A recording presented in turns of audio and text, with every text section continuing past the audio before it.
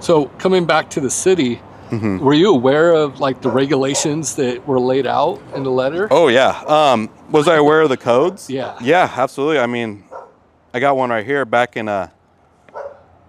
July 20th of 2022. They sent this letter on my doors. I was at work, and they said, someone complained about your signage. Can you give me a call? So I called the guy. He left me a voicemail too and said, hey, like city code, you can't have banners up. I said, oh, okay. I didn't know at the time. I didn't know there was a ban code.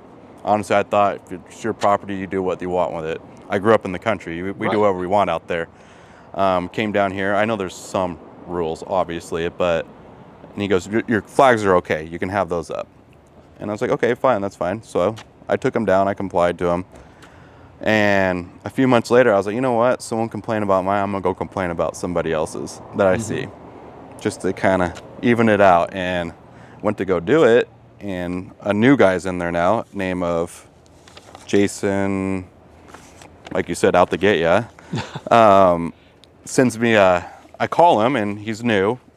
And I asked him, I said, hey, like, there's this house up here. They're not complying to your signage, and I'd like to make a complaint.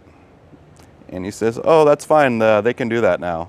I was like, well, it hasn't been, because there's a code to where you can have your political signs up. It's from September this, so I think it's like 30 some days. And he goes, oh, well, they can do, that's fine now. The Supreme Court passed a law, and actually 2 liberal justices